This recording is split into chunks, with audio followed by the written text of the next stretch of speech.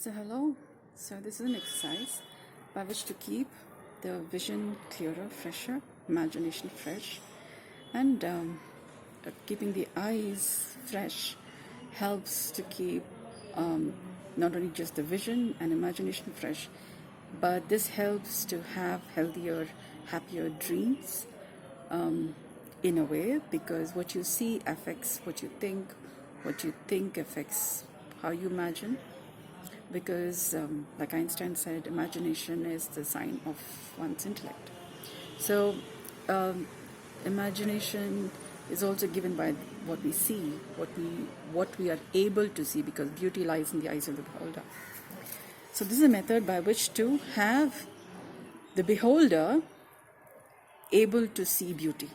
Okay, because when the windshield is cloudy, so you're driving a car and the windshield is cloudy, you cannot see clearer. So once you clean the windshield, that's when you can see beauty. So this is how you take care of the windshield. Yeah. So how I do this is try following this as I speak. It might take a few back and forth before you get the hang of it. With practice, it becomes easier. Okay. So how I do this is I pay attention to the tension about my head, about the region of my head. Now this is like the attic of the house. Yeah, this is the top part. It's like the attic of the house. So I'm paying attention to the tension about my attic. Okay, and then I'm paying attention to the tension in my temples. Noticing if there's a tension, then that's what I notice. But basically, what I'm noticing is I'm noticing the tension of the tissues of my temples and the tension of the tissues of my head.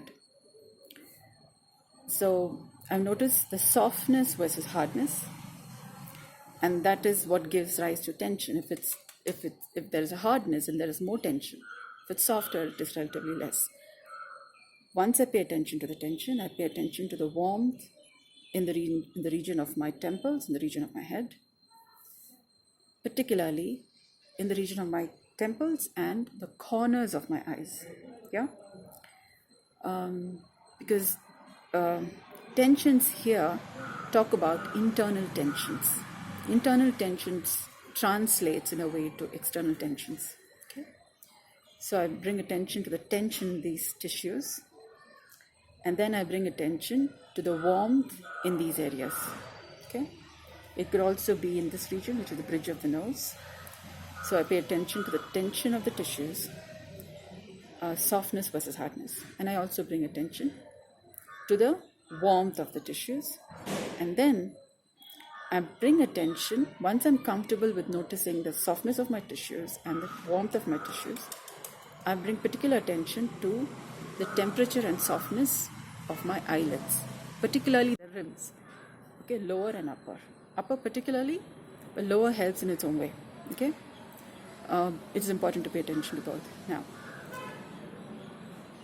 once I'm aware of the tension, softness of the rim of my eyelids and the warmth, I bring my attention to the range of temperature. And what I mean by that is it could be hot to warm to cool to cold. It could be any of it.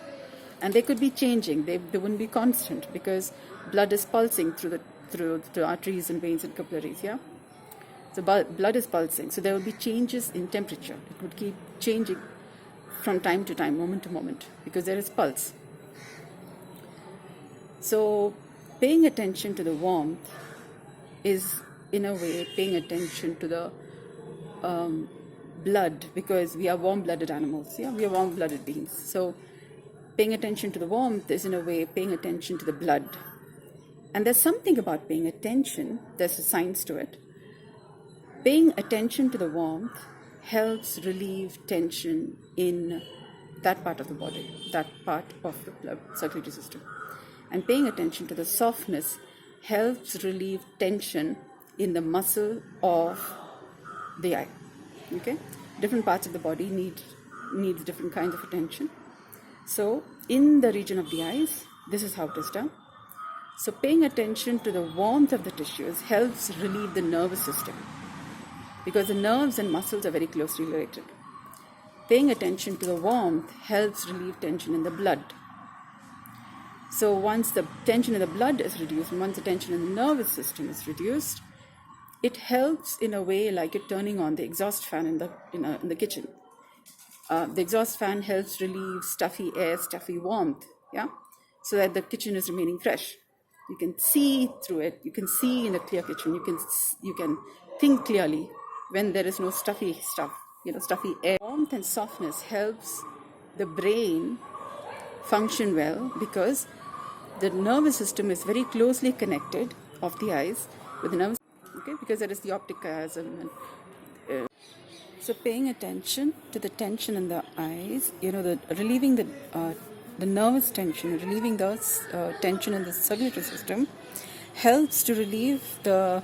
See, there are nerves from the eye that go innervate, are part of the brain circulatory nervous system, because there's the optic chiasm, and which forms a very important part of what we see and what we can imagine and what we can dream. So once the tension in what we see in the nerves and the circulatory system of the eyes is reduced, it helps to relieve tension in the thinking, imagining, and dreaming centers. Okay. So say during and this is important during moments of production, because when we are doing different kinds of work, we may be working with teams, we may be involved in different kinds of decision makings, and during times of tension, when